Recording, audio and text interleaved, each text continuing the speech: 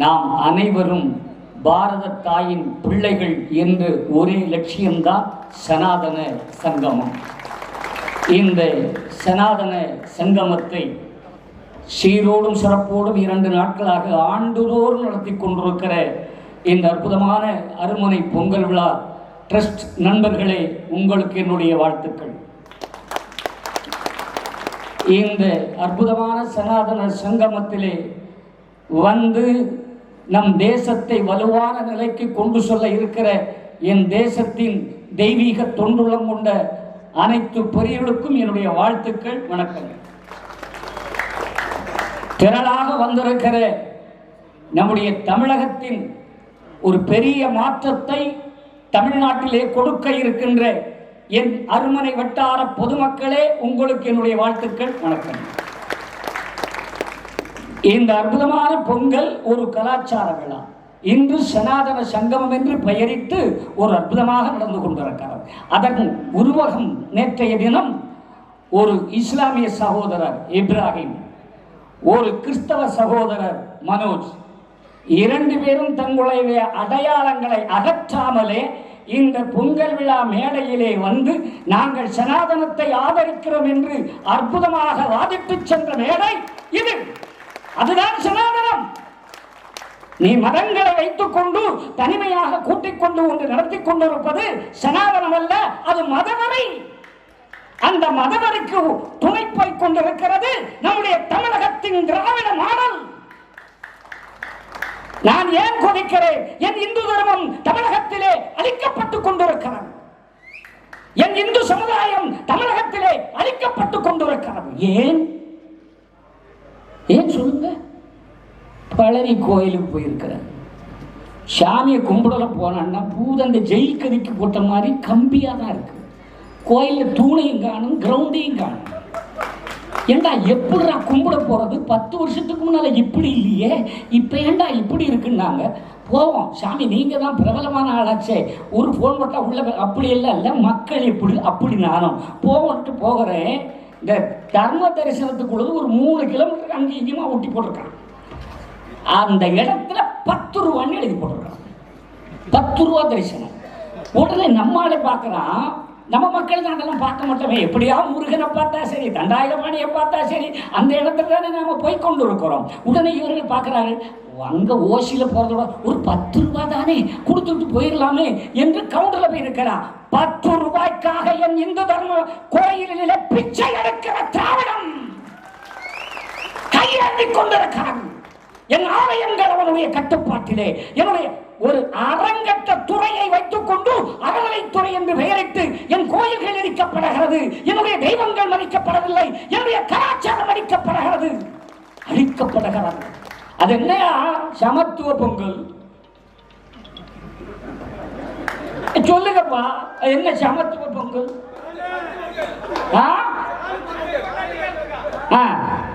அதுதான் தெரியுமே.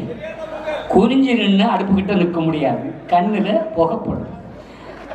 அப்புறம் பானையில தண்ணி இருக்காது, அகப்ப இருக்கும். ஒண்ணுமே இல்லையா? அகப்பே இல்லையா? எதுவுமே இல்லை. இந்த நல்ல நிகழ்வில சொல்ல வேண்டியதுனா, சமத்துவம் என்று என் இந்து தர்மத்தை கொச்சைப்படுத்தாதே.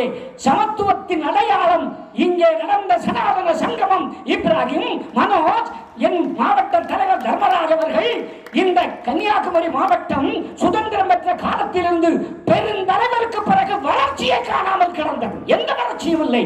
ஆனால் பெருந்தலைவருக்கு பிறகு ஒரு அற்புதமான தலைவர், இந்த மண்ணில் பிறந்த மகத்துவம் உள்ள ஞானி பொன்னார் வந்த பிறகு தானடா கன்னியாகுமரி மாவட்டமே இருந்திருக்கிறது.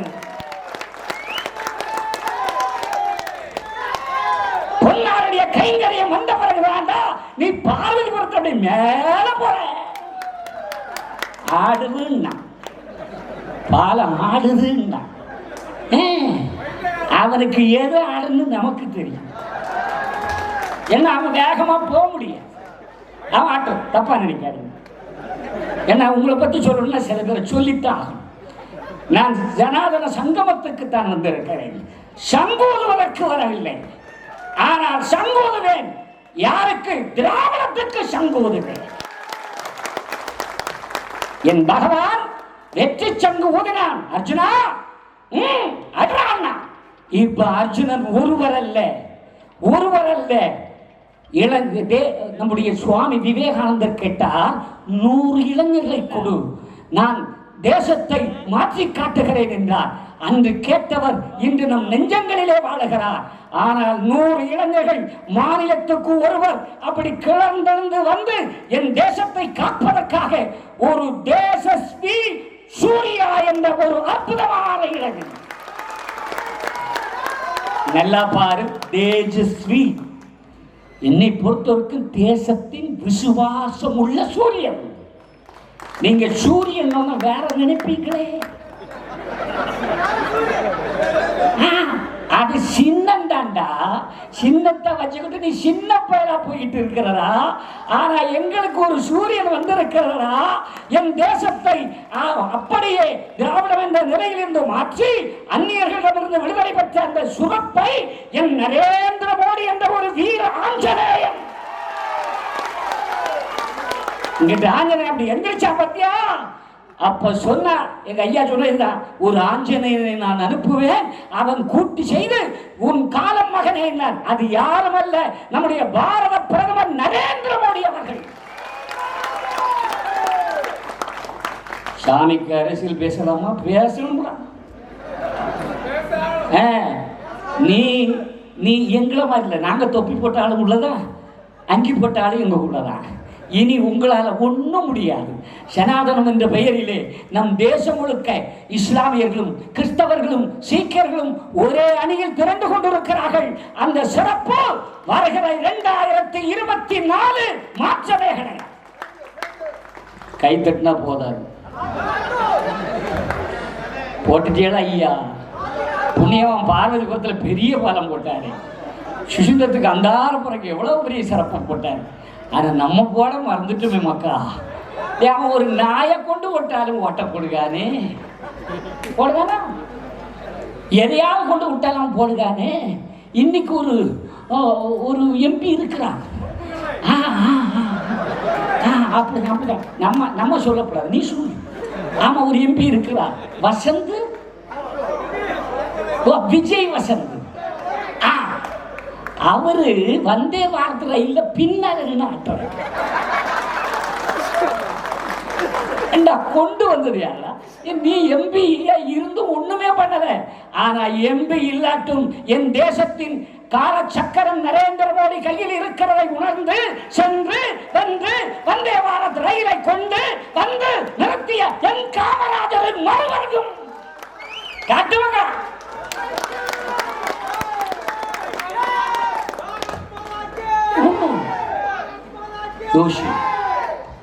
இனி கணக்காருங்க, உங்க பக்கத்து வீட்டுக்காரங்கிட்ட பேசுங்க. அதுவும் நம்முடைய மக்கள்கிட்ட நல்லா பேசுங்க. இனியும் நாம மாறிடக்கூடாது. நீங்க ஓட்டு போடலன்னாலும் பிரதமர் நரேந்திர மோடி தான், அதுல மாற்றம் கிடையாது. அப்போ ரெண்டு தடவையா நாம 1 2 அனுப்புறோம், போன தடவை 1 அனுப்பல. போனதும் சரியில்லை, ஏன்னா 2 கிட்ட மாதிரி ஆயிடுச்சு.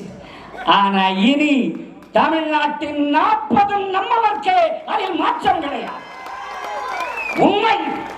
காரணம், மீடியாக்கள் ஊடகங்கள் அங்கே பேட்டி காண்கிறார்கள். அப்பொழுது எல்லோரும் பேசுகிறார்கள். பேசுகின்ற பொழுது ஒன்றை கேட்டீர்களா? ஆம், மக்கள் மத்தியிலே மிகவும் கவர்ச்சிகரமான ஒரு தலைவர் யார்? அது புரட்சி தலைவர். அது அப்புறம் அது அம்மா. இப்ப சொல்லியான் அவ்வளவு வேறு வார்த்தையும் வருகிறது. தமிழகத்தின் வெடிவள்ளி அண்ணாமலை என்ற ஒரு பெரிய நம்முடைய தேஜஸ்வி சூர்யா அவர்கள் பேட்டி கொடுத்திருக்கிறார்கள்.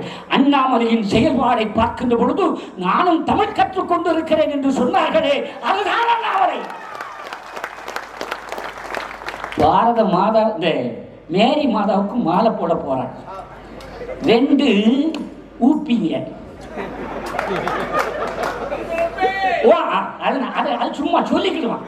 அதனால இனி அதை சேர்த்துறாங்க, இடையில டேஷ் போட்டுரும், புள்ளி வச்சிரு. ஏன்னா அது I dot N dot D dot I dot A dot. இந்தியால அது புள்ளி வச்சனால அது புள்ளியாவே போயிடும், வேற வழியே இல்லை. முடிஞ்சு. தலைவர் யார் தெரியாது, அடுத்த பிரதமருக்கு யார் தெரியாது, ஆமா நீ யாரானா தெரியாது, கம்யூனிஸ்ட்காரங்க காணல, திராவிடங்க காணல, எதையுமே காணல காணல. போச்சு போச்சு. என் தேசத்தை இன்னும் வருகிற காலமெல்லாம் ஆளுவதற்கு என் பிள்ளைகள் தேஜஸ்வி சூர்யா, அண்ணாமலை, யோகி ஆதித்யநாத் என்ற இளைய தலைமுறையை வளர்த்து விட்டிருக்கிறார். நாம் அமர்க்கும் கொடியெல்லாம் நமனை அஞ்சோம். இனியும் கன்னியாகுமரி மாவட்டத்து மக்களே, என் அருமனை வட்டார சொந்தங்களே, பொன்னார் மட்டுமல்ல, இந்த தமிழகத்தின் 31, பாண்டிச்சேரி 1, 40 ஊடகங்கள் கணிப்பதெல்லாம் பொய்யாக போகும். காரணம், திராவிடம் பேசுகிறவர்களை மக்கள் நேசிக்கவில்லை. இப்ப குறிப்பிட்டு சொல்ற தலைவன் தமிழ்நாட்டில் யார் மக்கா சொல்லுங்க, வேற சொல்லுங்க, வேற சொல்லுங்க. அண்ணாமலை, அது மாற்றம் இல்லை, ஒண்ணு அலையுது. பாவம் 2026 வரைக்கும் போகாது, அது போகாது. பொதுவாக பாராளுமன்ற எலெக்ஷன் வந்த உடனே மாறிடும், எல்லாமே மாறிடும். அப்புறம் ஒருத்தர் போட்டிருக்காரு, பாலிட்டால் கம்பெனி போட்டிருப்பாங்க, மேடையில் போடுவாங்க பாலிட்டால். அது என்ன பாலிட்டால் நமக்கு தெரியாது, அது நீங்க சொல்லலாம், நான் சொல்லக்கூடாது. நான் ஞானி, சிலதெல்லாம் உத்து பார்க்க, சிலவற்றை சொல்லணும், தப்பாக நேரம் இல்லை, அதற்காக சொல்லுகிறேன். சீமானாக இருக்கட்டும், உதயநிதியாக இருக்கட்டும், அவங்க அந்த லிஸ்ட்ல பெரிய தலைவர்னா அது வருங்காலத்தில் அண்ணாமலை தான். அண்ணா அத்தனை பேரும் டிவி காரன்ல இருந்து சொல்றானே, நம் நெஞ்சங்களிலே எழுந்திருக்கிறதா இல்லையா? சொல்லுங்க மகா. அதனால தெற்கே உதிக்கும் சூரியன் அண்ணாமலை, வடக்கே உதிக்கும் சூரியன் தேஜஸ்வி சூர்யா, அங்கு வங்காளத்து அருகாமையிலே உத்தரப்பிரதேசத்தில் உதித்த சூரியன் யோகி ஆதித்யநாத். இத்தனை பேர்களையும் பகவான் போது இருந்து வழிநடத்துகிற என் தலைவன் பிரதமர் நரேந்திர மோடி இருக்கிற வழக்கை சனாதனத்தை என்ற கொம்பனாறு அளிக்க முடியும். மதம் அளிக்கப்படுகிறது தமிழகத்திலே, கோவில் இடிக்கப்படுகிறது தமிழகத்திலே. கேட்டால் திராவிடம் என்கிறார்கள். பொங்கலுக்கு சமத்துவ பொங்கல், ஆனா தீபாவளிக்கு வாழ்த்து கிடையாது. ஆனா கேரளாவில் ஓணத்துக்கு எந்த சேட்டன் சேச்சி மகளே நீங்களுக்கு ஞான் பொங்கல், அதுக்கு கூட தெரியல. அவருக்கு பக்கத்துல இருந்து சொல்லி கொடுக்க ஆள் இல்லை. சீட்டு மாறி போச்சு, எல்லாமே போச்சு.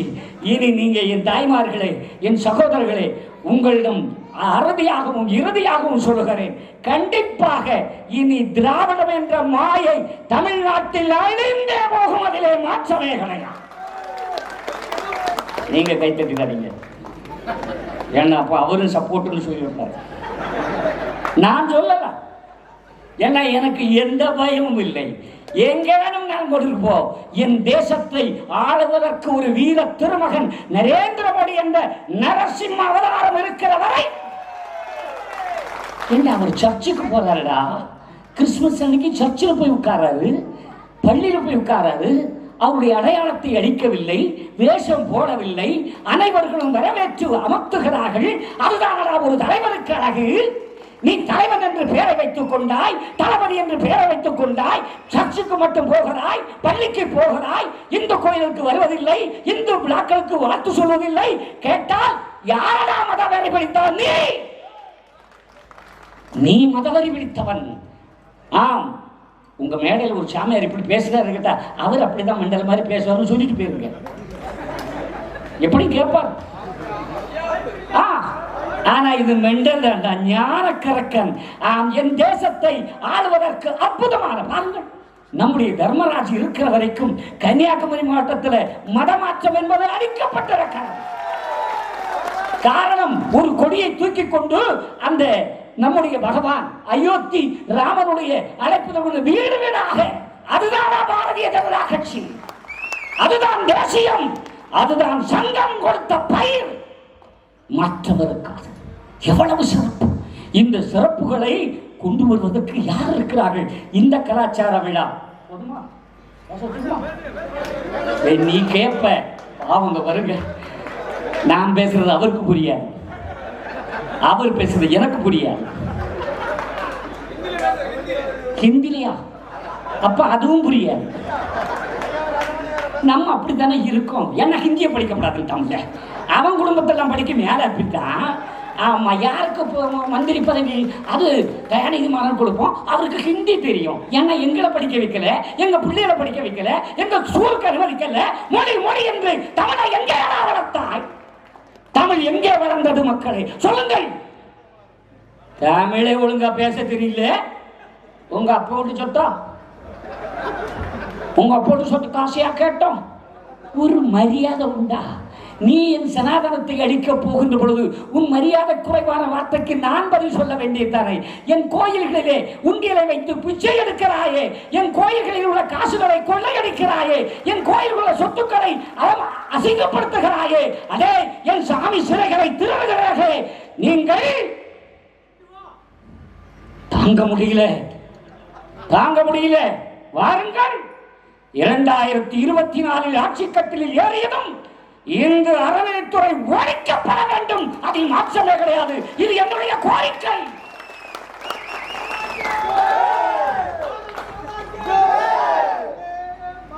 இப்ப கேள, இந்து கோயில் கொப்பதைக்கியா?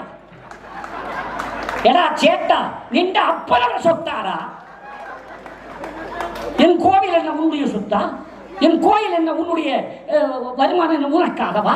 என் காசை திருடுகிறாய், என் முதலை எடுக்கிறாய். எங்கள் இந்துக்கள் கொண்டு போட்ட அத்தனை பணத்தையும் சுருட்டி கொண்டு மதவரி பிடித்து அழைகிற நீ மதவரி பிடித்தவன். ஆனால் என் மக்களோ இங்கே கிறிஸ்தவத்துக்கு பகமில்லை, இஸ்லாமிற்கு பயகமில்லை. எல்லோருக்கும் ஒரு அற்புதமான அணைப்பு கொடுக்கிற ஒரே தேசம் பாரத நாடு. அதிலே ஒரே தலைவன், என் தலைவன் நரேந்திர மோடி. சொல்லு. அந்த ஊப்பிங்க போய் மாலை போடப்படாதுன்னு சொன்னான். நம்ம தலைவர் என்ன செய்தாரு? போடுறேன் அப்படியே கேட்ட கூப்பிட்டு வச்சு பக்குவமா பேசி அவனை முதுகுல தட்டி கொடுத்து கொஞ்சம் விலகினது. இனி உங்க காசுல செல்லுபடியாகாது. வருகிறது கார்த்திகை தீபம் திருவண்ணாமலையில் எழுவது போல தமிழகத்தில் அண்ணாமலை என்ற ஒரு அற்புதமான இளைஞர் வந்து கொண்டிருக்கிறாரே. இனி இதெல்லாம் செல்லுபடியா? மாதாவுக்கு போனார், மாலை போட்டார், சனாதனத்தை நிரூபித்தார். அவர் தலைவர். அந்த நிலையிலே தான் சொல்லுகிறேன். அயோத்தியா பட்டணம் அரசுண்டு என்றாருக்கு. அகிலத்திற்கு ஒரு வார்த்தை, அயோத்தியா பட்டணத்தில் அரசுண்டு என்றாருக்கு. கையேற்று வந்த கன்னி திருமம் உண்டு என்று சொன்னார்களே. அந்த நிலையை எத்தனை வாரம் 531 வருஷமா அங்கே இருக்கிற சூரிய வம்ச அன்பர்கள் மக்கள் காலில் செருப்பணியாமல் தலையில் முண்டாசை கட்டாமல் ஒரு விரதமாக இருந்த அந்த லட்ச லட்ச மக்களுக்குடைய சுதந்திரத்தை கொடுத்து என் நாட்டிலே ஒரு ஆஞ்சநேயராக ஒரு அற்புதமான ராம ஜென்மபூமியை உருவாக்கி ஜனவரி 22ஆம் தேதி அற்புதமாக பிரதிஷ்டை காணக்கூடிய வீர தலைவன், விவேக தலைவன், சமூகத்தின் நல்லிணக்க தலைவன், சனாதனத்தை காக்கிற தலைவன் நரேந்திர மோடிக்கு சொல்ல. நரேந்திர மோடிக்கு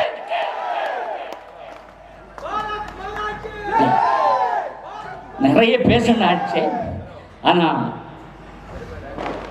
my lovable hero mister Tejasvi Surya எனக்கு அந்த செல்போன்ல பார்க்கும் போதெல்லாம் ரொம்ப பிடிக்கும். இன்னும் ஒன்று பார்க்குறீங்களா? ஒரு சின்ன வேண்டுகோள், கொஞ்சம் எந்திரிங்க பார்க்கலாம். நீங்க மட்டும் அப்படியே கைதட்டு. இப்போ உங்களுக்கு தெரியுதா உயரம், வெயிட்டு, அந்த ஸ்டைலு நம்ம அண்ணாமலை மாதிரி இல்ல. ஆனா கொஞ்சம் கலர்.